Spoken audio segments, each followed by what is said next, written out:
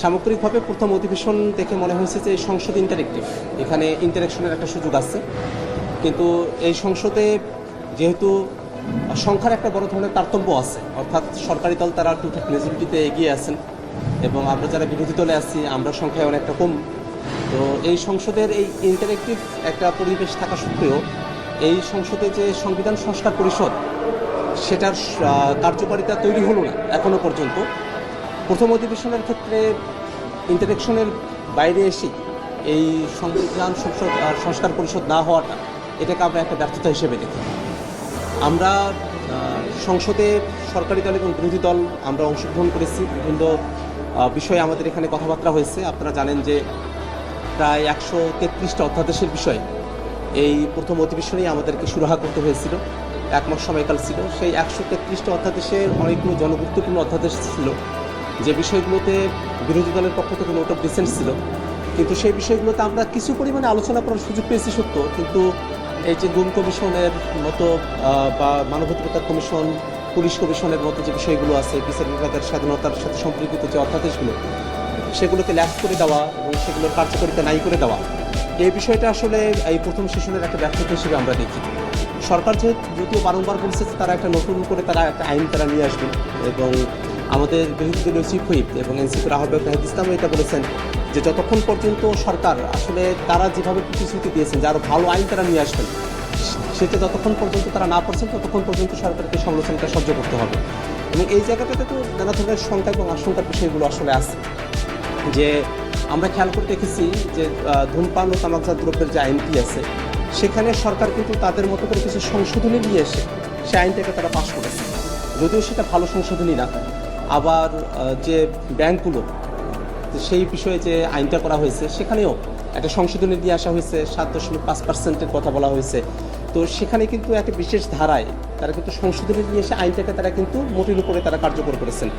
তো মানবাধিকার কমিশনের ক্ষেত্রে বা গুমের বিষয়ে এবং বিচার বিভাগের বিষয়ে যে আইনগুলো ছিল, অধ্যাদেশগুলো ছিল, সেখানে যদি স্পেসিফিক কোনো প্রভিশন হয়, সরকারের কোনো আপত্তি থেকে থাকে, তো সেই স্পেসিফিক প্রভিশন ওমিট করে বা সেটাকে রিরাইট করে তারা কিন্তু সংসদে বিলটা নিয়ে আসতে পারতেন এবং সেটাকে তারা কার্যকর করতে পারতেন। তো সেই প্রস্তাবনা কিন্তু আমরা সরকারের কাছে দিয়েছিলাম, কিন্তু তারা সেই পথে হাঁটে নেই। তারা বেসিক্যালি এই যে অধ্যাদেশগুলো আছে, যেগুলো বাংলাদেশের বিচার বিভাগ এবং বাংলাদেশের মানবাধিকার এবং গণতন্ত্রের জন্য খুবই প্রয়োজনীয়, সেগুলোকে তারা ল্যাপস করেছেন। অপরদিকে সরকারের ক্ষমতা সুসংগত হয় এমন কিছু অধ্যাদেশ তারা বহাল তবিয়তে তারা রেখেছেন, যেমন স্থানীয় সরকারগুলোর ক্ষেত্রে অন্তর্বর্তীকালীন সরকারের সময়টাতে একটা বিশেষ পরিস্থিতিতে সেখানে প্রশাসক দেওয়া বা সেটা ভেঙে দেওয়ার মতো একটা বিধান করে অধ্যাদেশ করা হয়েছিল। কিন্তু আমরা দেখলাম যে সরকার যদিও তাদের ম্যানিফেস্টোতে 31টা পথে তারা বারংবার এটা বলেছেন যে স্থানীয় সরকারে নির্বাচিত প্রতিনিধিদের মাধ্যমে সেটা পরিচালিত হওয়ার কথা তারা বলেছেন, কিন্তু এই সংসদে প্রথম অধিবেশনে তারা সেই অধ্যাদেশগুলোকে বহাল তবিয়তে রেখেছেন, অর্থাৎ যে অধ্যাদেশগুলোর মধ্য দিয়ে তারা যে কোনো সময় স্থানীয় সরকার প্রশাসনকে ভেঙে দিতে পারবেন এবং প্রতিনিধিদেরকে তারা বরখাস্ত করতে পারবেন, সেখানে তারা প্রশাসক বসাতে পারবেন। এই যে একটা পরিবেশ তৈরি হলো, এটাকে আমরা গণতন্ত্রের যে চর্চা, সেটাতে আমরা একটা আঘাত হিসেবে আমরা দেখি। প্রথম যে সংসদের অধিবেশন, সেখানে আমরা যারা বিরোধী দলের পক্ষে আছি, আমরা সংবিধান সংস্কার পরিষদের বিষয়ে আমরা মুক্তির প্রস্তাব নিয়েছিলাম, সরকার দল মুক্তির প্রস্তাব নিয়ে এসেছেন। তো দুই দলের মধ্যকার এই বিষয়গুলো নিয়ে আমরা কথাবার্তাগুলো বলেছি এবং যৌক্তিকতার বিষয়গুলো আমরা যথাসম্ভব এখানে উপস্থাপন করার চেষ্টা করেছি। এবং শেষ মুহূর্ত পর্যন্ত তারা আজকে, যেমন সালাউদ্দিন আহমেদ আমাদের স্বরাষ্ট্রমন্ত্রী, তিনি এই কথাটা বলছেন যে তারা আসলে নির্বাচনের আগে তারা এমন অনেক কিছু কথা তারা বলেন নাই বা এমন অনেকগুলো কথা তারা বলেছেন যে কথাটা তারা আসলে বলতে চান নাই বলে তারপরেও তারা সেই কথাগুলো তখন বলেছেন আর কি। এই যে বক্তব্যটা, সেটা কিন্তু আমরা বিরোধী দলের পক্ষ থেকে যখন আমরা বারংবার এটা বলি যে আপনারা তো গণভোটের পক্ষে ছিলেন, গণভোটের পক্ষে ছিলেন, হ্যাঁ এর কথা বলেছেন, তখন তো আপনারা জানতেন যে গণভোটের অবশ্যম্ভাবী ফলাফল হচ্ছে সংবিধান সংস্কার পরিষদ গঠন করা। সেটা জানা সত্ত্বেও কেন তখনকার সময়টাতে আপনারা একটা সৎসাহস নিয়ে আপনারা সেই সময়টাতে আপনাদের অবস্থান পরিষ্কার করলেন না? সেই উত্তরগুলো কিন্তু তারা এর আগে কখনো প্রদান করেননি। তো সামগ্রিকভাবে আমরা যেটা দেখি যে বাংলাদেশে আমরা সংসদকে কার্যকর অবস্থায় আমরা দেখতে চাই। আমরা দেখতে চাই যে সংসদের মধ্যে দিয়ে সমস্যাগুলো সুরাহা করা হবে, কিন্তু সংসদের মধ্যে যেমন একতার কথা বলা হচ্ছে, বাইরের পরিবেশ কিন্তু সবসময় সেরকমটা নয়। আমরা দেখেছি যে এই সরকারের আমলেই খুব অল্প দিনের ব্যবধানে অনেককে গ্রেফতার করা হয়েছে সরকারের সমালোচনা করার কারণে। এই পরিবেশটা কিন্তু সংসদের ভিতরের যে পরিবেশ এবং গ্রেফতার বাইরের যে পরিবেশ সেটা কিন্তু সাযুজ্যপূর্ণ না।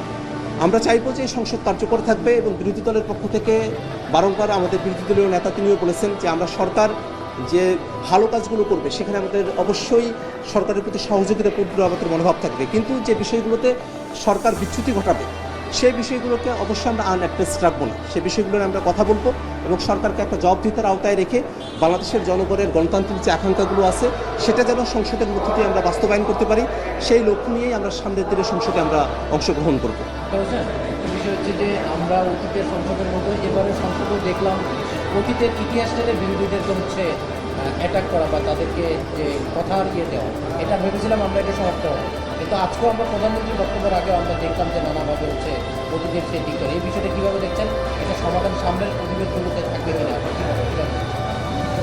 ইতিহাসের বোঝাপড়া এবং ইতিহাসের পাঠ সেটা জরুরি, কিন্তু ইতিহাসের পাঠ থেকে নানা ধরনের কথা নিয়ে এসে বর্তমানে কারো ব্যাপারে কোনো সমালোচনার জায়গা নেই, কিন্তু সেই জায়গাটাতে একটা সমালোচনার জায়গা তৈরি করা বা জাতিকে সেই জায়গাটাতে একেবারে আবদ্ধ করে ফেলা, সেটা জাতির অগ্রসরমানতার ক্ষেত্রে একটা প্রতিবন্ধকতা বলে আমরা মনে করি। অবশ্যই ইতিহাসের পাঠ নিয়ে আমাদের আলোচনা থাকবে, ইতিহাসের মূল্যায়ন আমাদেরকে করতে হবে, কিন্তু সেটা যেন এমনটা না হয় সেটা একটা দোষারোপের জায়গায় গিয়ে পড়ে যায় এবং সেটা যেন কোনোভাবে একটা ক্রিমিনালাইজেশনের দিকে না যায়। আমরা এর আগে এটা দেখেছি যে আওয়ামী লীগের সময়টাতে যেমন করে আওয়ামী লীগ তাদের সকল অপকর্মকে মুক্তিযুদ্ধকে ঢাল ব্যবহার করেই তারা সেই অপকর্মগুলো তারা করতেন, এবং দেখা গেছে যে যখন আমরা 24-এর আন্দোলনে যখন আমরা অবতীর্ণ হলাম সে সময়টাতেও আমাদের আন্দোলনটাকে স্থগিত করার জন্য তারা কিন্তু 71-এর মুক্তিযুদ্ধ কার্ড, রাজাকার কার্ড সেটাকেই তারা খেলার চেষ্টা করেছেন। তো এই জায়গাটাতে আমাদের বক্তব্য সেটা হলো যে অবশ্যই ইতিহাসের পাঠ নিয়ে আমাদের নির্বাহ বিশ্লেষণ থাকতে হবে, ইতিহাসের পাঠ ধরে আমাদের সামনের সিদ্ধান্তগুলোর দিকে আমরা অগ্রসর হতে হবে, কিন্তু সেটা যেন কোনোভাবেই একটা দোষারোপের জায়গায় না যায়, কারো নাগরিক অধিকার হরণ করার দিকে না যায় এবং কোনোভাবেই যেন কারো দলগত যে অধিকার সেটাকে ক্ষুণ্ণ করার দিকে না যায়। আমরা যৌক্তিক সমালোচনাগুলো করব, কিন্তু কোনোভাবেই আমরা একটা জায়গায় আমরা আটকে থাকবো না, বরং সামনের দিকে অগ্রসর হওয়াটাই আমাদের কাছে সবথেকে বড় লক্ষ্য হবে ইনশাআল্লাহ। Thank you.